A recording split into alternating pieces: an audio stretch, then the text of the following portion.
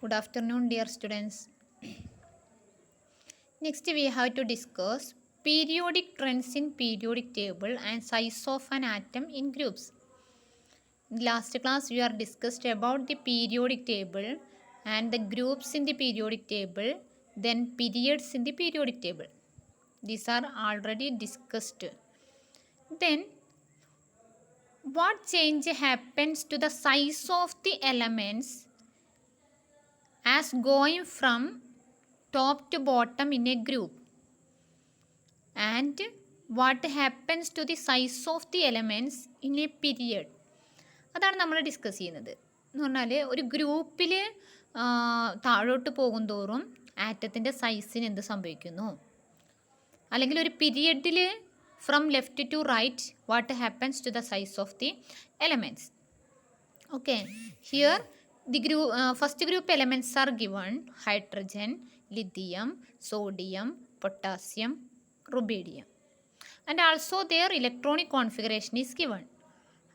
Electronic configuration of hydrogen is 1, lithium is 2 1, sodium 2 8 1, potassium 2 8 8 1, then rubidium 2 8 18 8 1. Like this, second group, third group, and other groups are also write this model. Here, in the case of the elements that is moves from top to bottom of a group, the size of the atom increase. നമുക്കത് ഒരു ഗ്രൂപ്പിൽ താഴോട്ട് പോകുന്തോറും the elements moves from top to bottom, ടോപ്പിൽ നിന്ന് ബോട്ടത്തിലോട്ട് move ചെയ്യും തോറും എന്താണ്, ഫസ്റ്റ് എലമെൻറ്റിന് കേശല് മാത്രമേ ഉള്ളൂ, സെക്കൻഡ് എലമെൻറ്റിന് കേശലും എൽഷലും ഉണ്ട്, third element has K L and M. Here when the elements move from top to bottom of a group, number of shells increases. So the size of the atom also increase. അപ്പോൾ ഒരു ഗ്രൂപ്പിൽ ടോപ്പിൽ നിന്ന് ബോട്ടത്തിലോട്ട് പോകുന്തോറും എന്ത് സംഭവിക്കുന്നത്, the number of the shells increases and also the size of the atom also increase. As we move from top to bottom of a group in the periodic table, the size of the atom increase as there increase in the number of shells. അപ്പോൾ താഴോട്ട് പോകുന്തോറും എന്താ, അതിൻ്റെ number of shells increase ചെയ്യണു. Clear?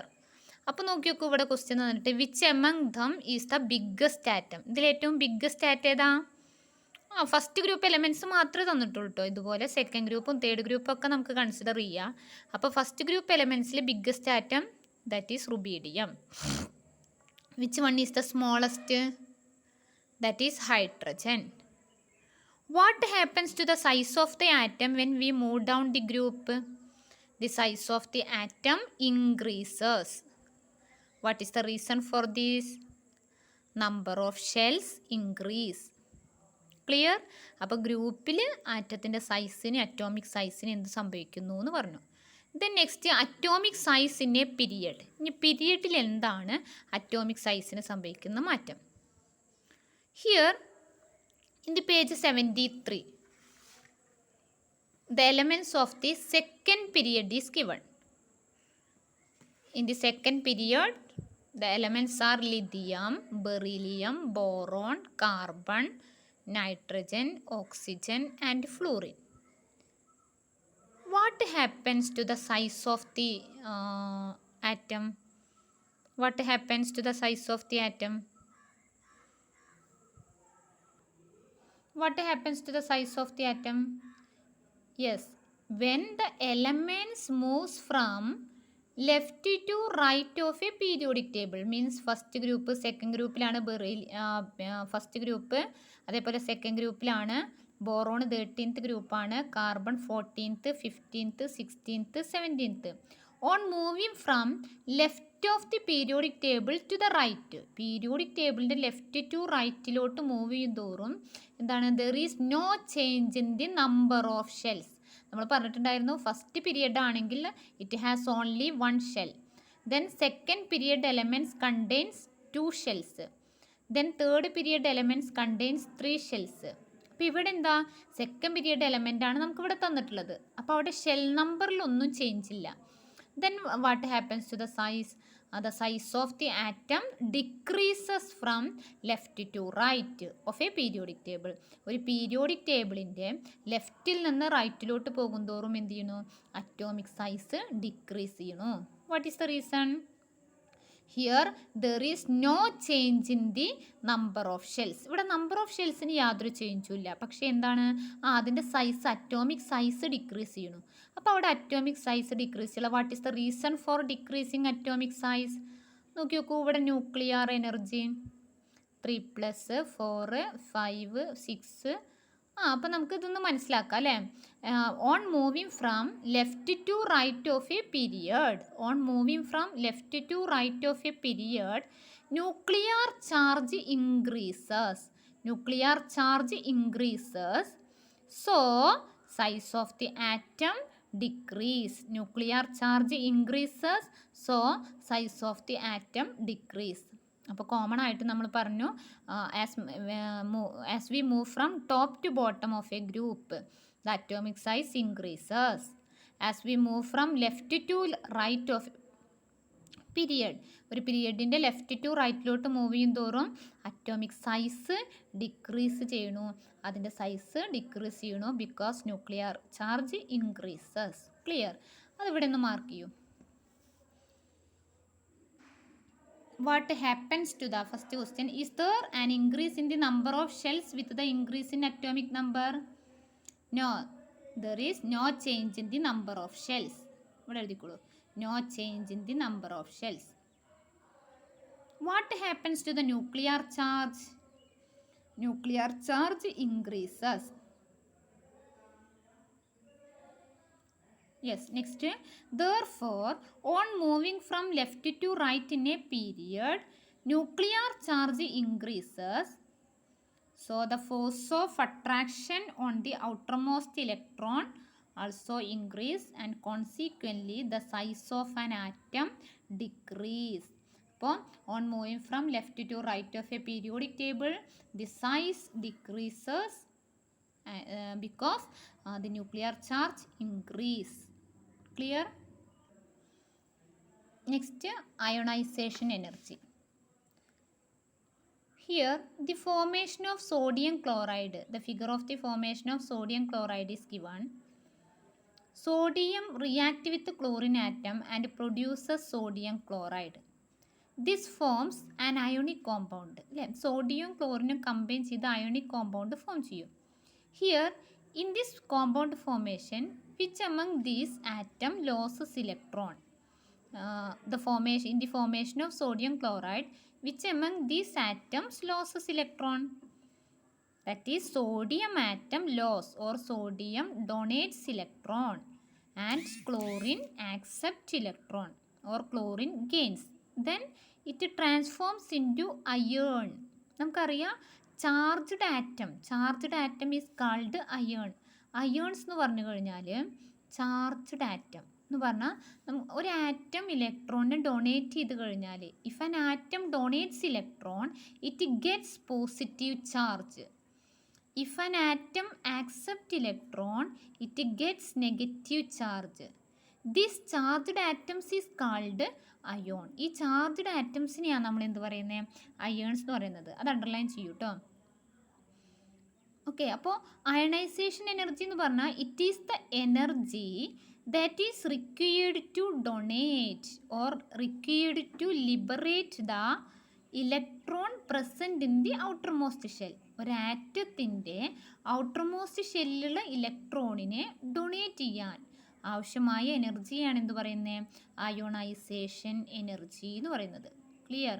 It is the amount of energy required to liberate the electron or most loosely bounded electron from the outermost shell of an atom is called ionization energy. ഒരു ആറ്റത്തിൻ്റെ outermost ഷെല്ലുള്ള ഇലക്ട്രോണിനെ donate ചെയ്യുക. അപ്പോൾ ആ donate ചെയ്യാൻ അവിടെ ഒരു energy വേണം. നമുക്കൊരു ഇലക്ട്രോണിനെ ഡൊണേറ്റ് ചെയ്യണമെങ്കിൽ അതിനൊരു കപ്പാസിറ്റി വേണം. ആ കപ്പാസിറ്റി അല്ലെങ്കിൽ ആ എമൗണ്ട് ഓഫ് എനർജിയാണ് എന്ത് പറയുന്നത്? അയണൈസേഷൻ എനർജി എന്ന് പറയുന്നത്. ക്ലിയർ അല്ലേ? Then next, what happens to the ionization energy when moves from in a group and in a period? Ionization energy depends on two factors that depends nuclear charge and size of an atom. Nuclear charge and size of an atom. Ionization energy depends two factors. They are nuclear charge and size of an atom. അപ്പോൾ ഇവിടെ side heading കൊടുക്കുക ionisation energy.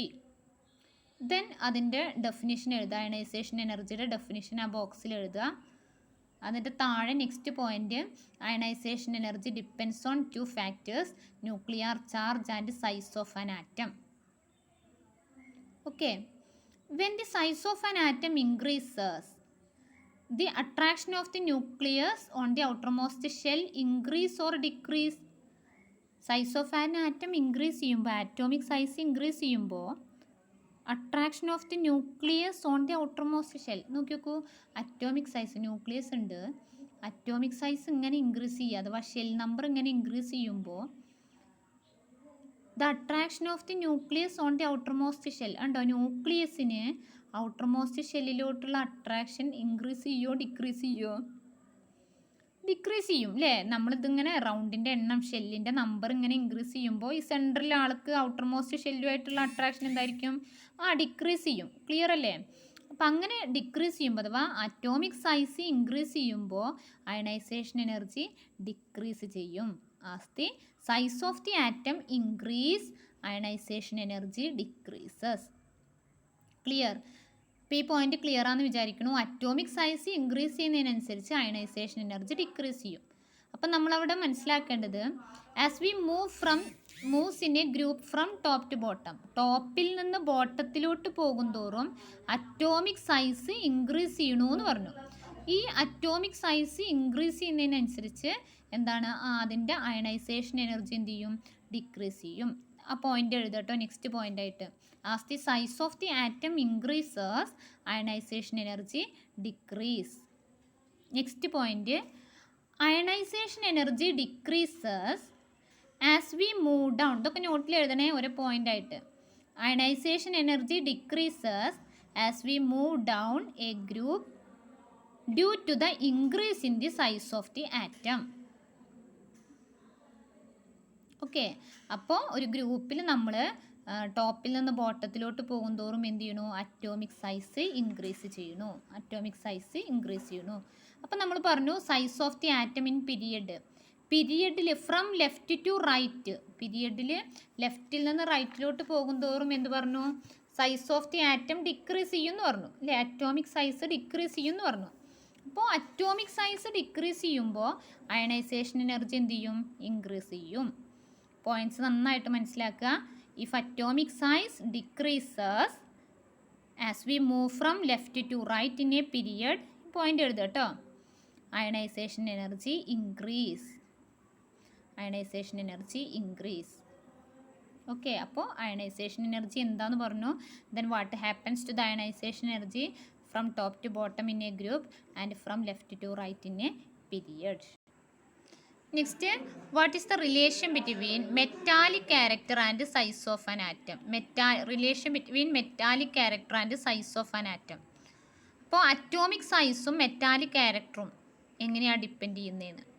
അപ്പോൾ ആ point എഴുതുക. If the size of the atom increases metallic character increase. Next point, if the size of the atom decreases, non-metallic character decrease. If the size of the atom decreases, non-metallic character increase. If the size of the atom decreases, non-metallic character increase. Okay, അപ്പോൾ metallic character എന്ന് പറഞ്ഞു കഴിഞ്ഞാൽ അതും കൂടെ എഴുതി വെച്ചോ. Metallic character means it is the capacity of an atom to donate electrons. Then non metallic character means it is the capacity of an atom to accept electrons. അപ്പോൾ ഇത്രയും എഴുതി വെക്കുക കേട്ടോ. അയണൈസേഷൻ എനർജി, അതിൻ്റെ size, metallic character, non metallic character. Clear?